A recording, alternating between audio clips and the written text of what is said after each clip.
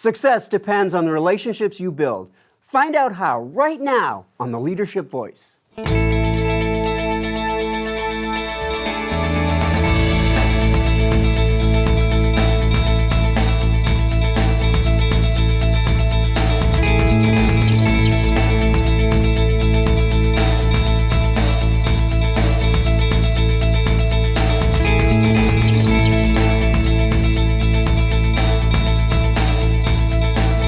Welcome to The Leadership Voice. I'm your host, Jay Barbuto. Today's show features the importance of building strong relationships in business. Joining us today will be Elva Rubalcava, Manager of Corporate Citizenship at Disneyland Park, and Tam Nguyen, co-owner of Advanced Beauty College. Our guests have been chosen because they are masters at building strong and lasting relationships in the community. We also have a special leadership lesson being delivered by Professor Lorenzo Bizzi. Let's start things off with today's quote of the day. Today's quote comes from Dale Carnegie.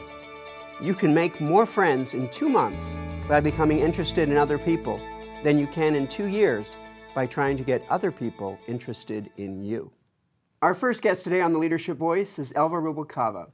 As Manager of Corporate Citizenship at Disneyland Resort, Elva is responsible for developing corporate citizenship strategies that have the greatest impact in the community and ensure that the resort maintains a visible leadership position, setting the standard for corporate social responsibility. She oversees a variety of community outreach projects, including Wishes, Happiest Class on Earth, Dreamers Doers, and Cash in-Kind donations, working with internal and external partners to promote brand reputation for the resort. Elva also serves as liaison to the external community, nonprofit organizations, and as business leaders in order to better understand and respond to their needs. She is also the key point of contact for diverse community outreach. As a public affairs senior manager, she provides leadership and coaching to team members to assist with their professional development and ensure optimum performance. She also serves on senior leadership issues, management and crisis management cross-functional teams, as well as the leadership team of Disneyland's new cast member diversity resource group. So it is with great pleasure to welcome to The Leadership Voice, Elva Rubalcava. Thank you for having me, Jay. Elva, it's such a pleasure to have you on the show today. Thank you for joining us. Great to be here.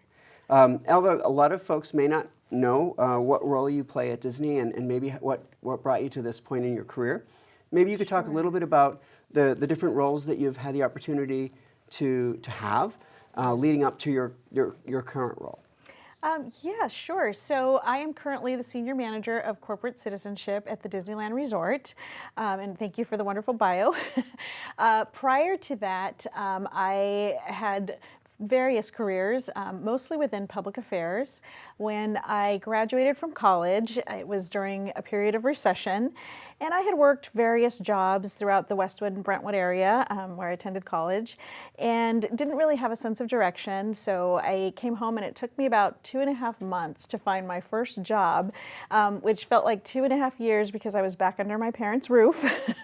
But I was fortunate to find a management trainee position with an international trade company. And it was a wonderful training ground. They took me through sales, operations, the gamut, gave me a mentor. It was a full immersive experience, and I landed in sales. Did that for a good while, got to travel internationally. It was a great experience. And then I was married and had children. And so that travel that was super exciting was a little bit more complicated. And so to today's point in building relationships, I had maintained great relationships with friends from college, and one of them worked for Southern California Edison and recommended me for a marketing position there. So I moved on to Southern California Edison and eventually into public affairs, where I found my passion. After several years there, I was there for probably about 8 years, it became more difficult to balance, as many women will experience, the work and family life. And so I decided to take a time out, big leap of faith to do that and raise my children. So I was able to do that for several years, and then they grew, and it was close to going to college for the first one. And again, I reached out to those relationships I had maintained in the community and through my business relationships. And a friend of mine told me about a position, and one of those was 2 positions, and one of them was at the Disneyland Resort. And so fortunately, I got that job, and they were looking for somebody who had my background, which was in public affairs, had done some nonprofit work, which I had, and supplier diversity, all in that time. And it worked out, not unlike Cinderella's shoe. So now I currently have my dream job, and I help to donate more than $20 million in the community on behalf of the resort, and just to maintain that magic and legacy of our parks and resorts. What an incredibly rewarding journey that must be, to be in a place that brings you such great purpose. Absolutely, yes. And again, it's all about relationships. Could you talk a little bit about maybe potential obstacles that you might have had to overcome along the way, and how you're able to do it? Sure. So one thing that I didn't share was that in between the Edison job and when I ended up with the nonprofit position was that I decided to take a time out. And because I had maintained great relationships, one of the vice presidents at Southern California Edison called me and said, you know, I would like to recommend you for an executive director position as a consultant for a nonprofit in the community. We'll work around your family schedule, and it allowed me to maintain my resume, you know, to maintain that as current.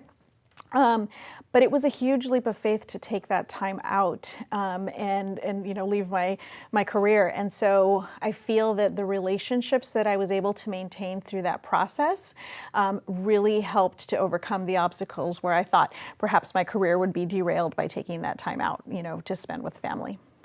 Could you tell us, at what point in your career did you realize the true importance of building relationships? What was your aha moment?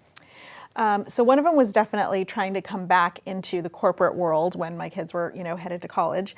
But when I started the role at the Disneyland Resort, I met with my current vice president actually, and she shared some really valuable piece of advice with me that the president of the resort had shared with her when she started.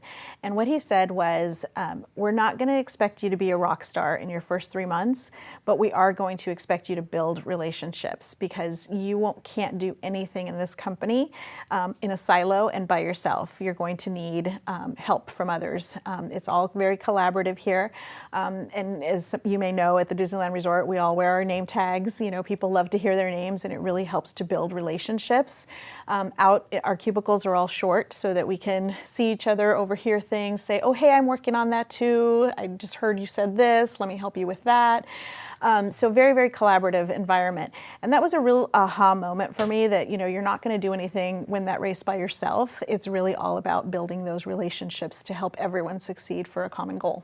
And so you got great advice. Yes. At that time. Absolutely. So now that you've become established as a great relationship builder, how do you build relationships? It's really about listening to folks. I mean, you just network, you go out, you grab a cup of coffee, and you listen.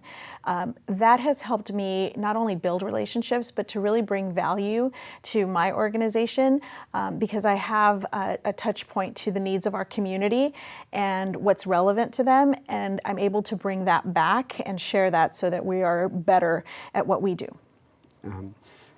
I think it's a great signal for others also how they should be building relationships and the way that they should approach that relationship building process. What advice would you have for any of our audience members? And our audience members could be students, they could be early career folks, they could be just folks that are interested in building relationships if they just find us. What advice would you give to our viewers if they want to improve the quality of their relationships? I would say listen. I know in my role in public affairs, people are often surprised that I say I'm an introvert. I would rather curl up with a good book any day. Yep, me too. But you really have to fake it till you make it, you know, especially if this is what you do, that's how you get places. And so you get out there and you network. If there's someone you want to meet, you find out what they're involved in and you go and you network there and you listen, because people love to have others be interested in what they do. And so you ask a lot of open-ended questions, and People will think that they've had the best conversation with you ever, and they're the ones doing all the talking. If you just, ask the questions and listen and show interest, it's a really great way to build relationships. So you'd say the biggest piece of advice you'd give people is to really listen. If you really want to develop strong relationships with others. Absolutely. Really take the time to listen and get out there and network. So thank you so much for joining us on today's show. Thank you. We have Q&A coming up in just a little while with our other guest, Tam Nguyen. So if you can stick around and join us for that. Absolutely. And now it's time for a featured segment of the Leadership Voice. It's today's Did You Know? Today's Did You Know comes from Virgin.com. According to B2B International, most businesses lose 45 to 50% of their customers every 5 years. This means that businesses need to focus their priorities higher than imagined on their relationships with their customers, vendors, and other business-to-business relationships. If you are not actively building new relationships, you may find your business in trouble within a couple of years.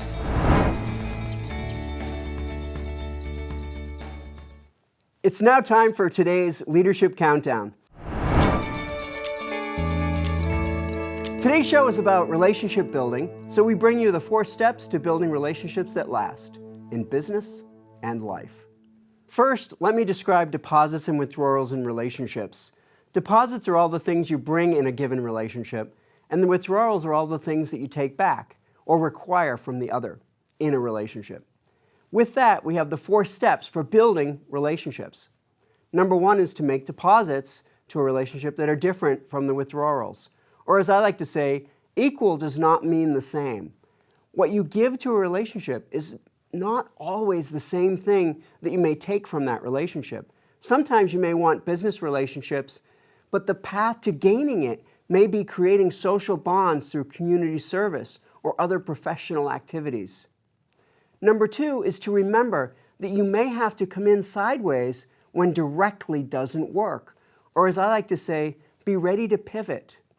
It can be easier to prove your value to a business or person by being around them and interacting with them over time. Not every good relationship happens in a direct, intentional process. So be ready for creating a plan B or C if there is a relationship that you need to create. The third tip for building strong relationships is to strengthen the partnerships through complementary deposits. Partnerships are a great place to think about mixing skills. Strengthen the partnership by contributing the skills you bring to a relationship while only seeking to withdraw the benefits that actually exist in the other person's expertise. And finally, the 4th tip for building great relationships in business and in life is to expect to get what you don't expect. I know that sounds a little confusing, but I like to call it, be ready to cut your losses. Even in other relationships, it's worth understanding that different people give in different ways. But you need to avoid unhealthy relationships that are all giving and no getting. If you find yourself in something that's one-sided, professional, romantic, platonic, leave that relationship. Life is too short to hang on with relationship vampires, whether it be in business or in life. And those are your 4 tips for improving relationships at work and in life. Follow these closely and you will keep the most important relationships strong. Please stick around. We have Tam Nguyen in the studio, and we'll be right back after this commercial break.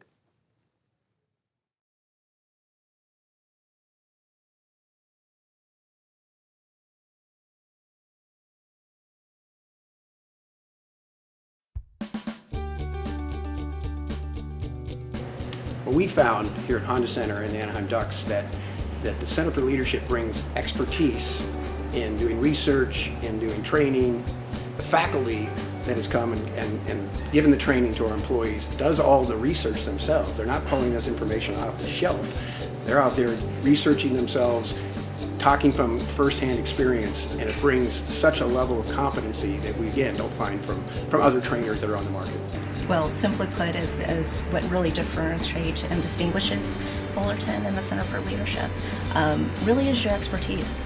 You guys are able to create customized content for our business based on true research. The faculty from Cal State Fullerton, obviously they're professors of their field. They have deep knowledge in research, but also aside from the theory, they really bring in some practical examples, and they bring in a lot of interactive activities. The Bringing Learning to Work initiative is our way of meeting the needs of Orange County businesses and communities. When our clients ask the Center for Leadership to come to bring learning to work, the clients know that they're getting cutting-edge information, the latest thinking in the field, but they're also getting world-class training. Welcome back to the Leadership Voice. Our next guest here today is Tam Nguyen. Tam is the president of Advanced Beauty College, an award-winning family business with an established reputation for providing quality education while maintaining the leading manicuring program in the nation. With campuses in Garden Grove and Laguna Hills, he continues to lead the team to meet the growing needs of the industry. In 2016, Tam joined the faculty at Cal State Fullerton's Mahalo College of Business and Economics to teach an undergraduate management class. Tam is a very active business and community leader. He currently serves on the Cal State Fullerton Philanthropic Foundation, Stephen and Lois Mahalo Family Foundation, Vietnamese American Chamber of Commerce, Orange County United Way, U.S. Bank, Pros and Center for Leadership. He was named by the OC Business Journal to OC 500 and Civic 50 as Orange County's most influential and community-minded. Tam is a recipient of the Inspire Award from the National Association of Asian American Professionals organization and a recipient of the Visionaries Award, the highest award given to CSUF alumni by the university. Tam was educated locally and internationally, holding an MD and an MBA. He has his wife, Christine, and 3 children with a family goal to travel each of our 50 states. Please welcome Tam Nguyen. Tam, it's such a pleasure to have you on the show today. Thank you so much, Jay, for having me. Could you tell us a little bit about your career journey and maybe some of the major paths that you've taken to where you are now in your permanent role at Advanced Beauty College? Sure. My career journey certainly has changed and even changed career paths along the way. And along the way, I have to be very grateful to my mentors and leaders within my life. I was, grew up locally, opportunity to go to college locally here in Orange County. My pathway initially was to medicine, and being a good Vietnamese son and immigrant, I was on the pathway to completing my undergrad as well as medical school. Upon completing that, though, and throughout the medical school experience, I had a mentor, a professor in medicine, Dr. Hu Vo, who was very instrumental in my life in shaping in terms of following passion. And so he shared that with me and highlighted that opportunity. And we stayed good friends up till this day.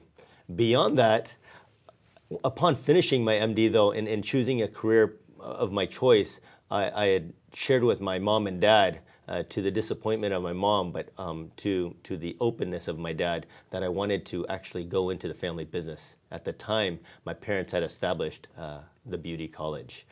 I felt that the beauty college made an impact on the community, and I saw how family could work together. I had a desire to go back into and work with my sister to serve the family and the community.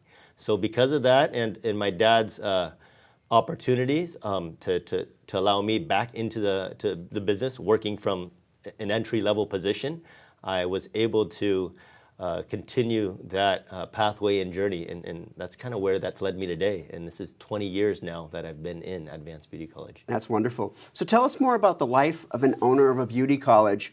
What does that entail? Yeah, it's very unique being the owner of a beauty college, especially a second-generation owner, building upon the legacy in which my parents established. My sister Lynn and I find a lot of passion and thrill in it. We know that we're able to be in an area where we change lives. The Vietnamese nails industry continues to thrive over the many decades, us being here in America. And being a beauty college owner is very unique in that one, it's an education institution, but two, we also have to bring the skills that we learned in MBA school in terms of managing the operation. So tell me, to what extent has building relationships been a key part of your success as a CEO and owner? Oh, building relationships has been at the forefront and the most important. I mentioned the first relationship. As a child, I was Dr. Vo. I was a child and patient of his when he was at Pomona Medical Clinic. Little did I know later on, after graduating from college, that he would be my professor, and that was through a relationship so that I can intern with him at the hospitals and do rotations. Because of his openness and his involvement in community, he gave me several options. And because of that, my relationship with my father, who is my hero and #1 mentor in my life, I was able to get and have an opportunity within the family business. Oh, that's great. And so building relationships has just carried forward each year and throughout each progression at Advanced Beauty College. The role that I have at Advanced Beauty College today is almost completely external. As much as I do strategic operations and work with my sister Lynn, all the relationships that I build now just within the industry as well as externally in the community are key to part of our growth. Wonderful. So what would be your keys to developing strong and meaningful relationships with people? Yeah, one of the keys I learned early on in terms of establishing and building relationships is adding value. Every relationship that I come across, I always think first, how can I help you? And then secondly, what do I need to do to add value to this relationship? And I come in with that mindset to every single relationship that I have in my life. I think that's a great testimony, and I think people experience you that way. Absolutely. So what advice would you have for an aspiring person that wants to become successful? I still consider myself an aspiring person because I have mentors in my life. When I look up to my mentors and continue to do so, I think we have to get out of our comfort zone. One is that I've become aware of things that I was unaware of before. We aren't perfect people. We aren't perfect business owners and managers, nor perfect human beings. And because of that, I've become more aware of my gaps in my knowledge, not only in myself, but the management team that we have and the skills that we have. And because of that, I've sought mentors who have strengths in those areas. No, I think that's great. And so mentors, you've mentioned a couple of times, even in this conversation, that mentors have played a big part of your development. But you've also reached out and been a mentor to so many folks, so many young early career folks during your career. Could you talk a little bit about your philosophy of mentoring and how that plays into the notion of building relationships? Yes, I think it all falls under the umbrella of building relationships. The core of every relationship, I believe, is a mentorship and an ability to learn from one another. Whether that's finding someone more experienced than myself and getting mentored in myself, serving as a mentee, or now serving as a mentor. And I'm proud that I serve as a mentor. I actively seek mentees and students right here at Cal State Fullerton as well as in the community to create opportunities for them to shadow or to go with me to board meetings that I serve on and be in the community. Because many of them were like me, where we were very shy and reluctant to network and build relationships. But now when you do it together, it makes it more fun. Thank you for being on the show today, Tam. It's been great hearing your insights and sharing your wisdom with our audience around building relationships. Thank you so much for having me as your guest. Stick around, please. We're going to have you on for our Q&A panel in just a few minutes. You hear that? You know what that means. It's time for today's leadership lesson. Today's lesson is being delivered by Professor Lorenzo Bizzi. So let's take 3 minutes to hear his insights about business relationships.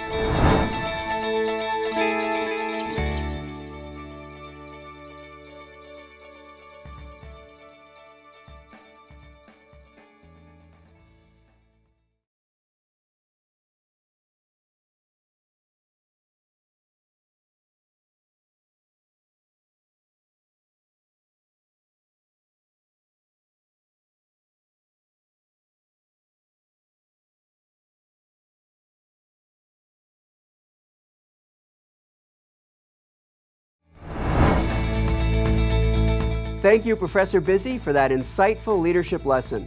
It's now time for the Leadership Voices Q&A. Viewers, do you need some leadership advice? Well, you've come to the right place. Every show we take questions from you, our viewers, and answer them right here on the show. Today we have 4 questions, 2 for each of our guests. So let's get to our Q&A. Our first question is for Elva, and it comes from Phil T. in Seal Beach, California. Phil asks, if you know you need to develop a business relationship with someone, how can you go about meeting them and moving things forward? Great question from Phil. I can answer this on 2 ends. When I want to meet someone, I utilize my network, and so I find out who might know them, and I'll reach out to them and ask them to schedule something. And on the other end, people do that a lot with me being at the Disneyland Resort. I'll get invitations to have coffee and meet somebody who would like to meet someone in nonprofit at the Disneyland Resort, and possibly they have a nonprofit organization or seeking funding for something. And I may not know them or have a relationship with them, so they'll utilize their network and we'll have a great meeting. And that's happened with Tam. He's introduced me to several people that I've wanted to meet that we might need something for the resort, and it's worked out great. Yeah, that's great. Yeah, the only thing I would add to that is I also utilize that same method in terms of just always looking for a warm introduction. I do look for mutual friends, especially of the world we live on today with social media through Facebook, LinkedIn. I'm able to identify mutual friends through those and be able to get warm introductions. Oh, great. So our second question is for Tam, and it comes from Shirley Z. in Cypress, California. She asks, how is networking different from relationship building? Aren't they the same thing? Yeah, great question, Shirley. From my personal experience, networking can be an event. It could be a handshake and a business card exchange. But for me, in terms of the relationship building aspect, that gets a little deeper. That evolves, for me, that elicits an emotion. And for me, that networking sometimes is a part and the first step of building a very lasting relationship. I agree with that. Once you develop a relationship with someone, it is a back and forth, and you're able to come together for mutual goals, and it's a very positive experience, whereas the networking is that first step. Okay, great. So our third question is for Elva, and it comes from Susan in Newport Beach, California. Susan asks, what do you do if you need to have a good relationship with someone, but they don't seem to like you or hit it off with you? How do you course correct and turn a bad or no relationship into a good one? That's a great question as well. I would say that the best method for that is communication. Communication is really the key, and honesty and having integrity. And so if you can be upfront with the person and say, you know, have I done something to upset you? I know we had an issue over such and such a thing, but overall, you know, I'd like to move forward in a positive way with you and go forward to course correct. I think that's the best avenue that you have, is to keep trying and to be honest about it and address the issue. Yeah, I love that approach. I would also only add to be very adaptable and to be aware. And because as human beings, we're just so different from introvert to extrovert to different ways of communication style, and just to read and try to be aware so that we can try different approaches and be mindful of that. So try to be more communicative and also try to be more adaptive. Yeah, adaptive, and also one more thing I would say is to always assume the best intention from the other person. Yes. If you assume the best, maybe you'll get the best. Absolutely. Yeah. That's great. So our fourth question is for Tam, and it comes from Min in Monterey Park, California. Min asks, how do you keep track of all the great connections and relationships that you have made and developed? It seems potentially overwhelming. Great question, Min. It does seem overwhelming at times, and in terms of just meeting so many people and making networking connections and then building those relationships. Fortunately, we live in a day and age where there's so many great tools. I've mentioned previously LinkedIn and Facebook, these have replaced our Rolodexes. Even email today, which is starting to become a thing of the past, is a great way to have keyword searches where I'm able to find information and maintain my relationships. Yep, I would agree with that. Another tool that I think that I use is to calendar certain relationships that are important to you and just schedule an ongoing lunch, coffee, whatever that is that you might have time for, so that you are able to connect and to continue that relationship. Okay. Yeah, I would continue to build on that in terms of developing the relationships. I think that's very key. Meeting someone for one time, you don't have a relationship yet, but to be able to go ongoing and to continue to build that relationship, whether it's over meals or coffee and at events, I think is very important. Okay, terrific. So I want to thank you both for sticking around and being part of this Q&A panel. It's great to hear your perspective on and taking questions from our audience and answering them right here on the show. This has been the Leadership Voices Q&A. Thank you to Elva and Tam for helping us sort through our Q&A for today. If you have a question or need advice, send us your questions here to the Leadership Voice by email, leadershipvoice@fullerton.edu, or by Twitter @CSUF_leadership. Well, I think that's all the time we have for today's show. Today we learned about the importance of building relationships. Thank you to our guests, Elva Rubalcava and Tam Nguyen, for joining us today, and to a special thank you for Professor Lorenzo Bizzi for delivering today's leadership lesson. Join us each episode of The Leadership Voice as we tackle new issues every show. I'm Jay Barbuto, and on behalf of the Center for Leadership on the beautiful campus of Cal State Fullerton, we'll see you next time right here on The Leadership Voice.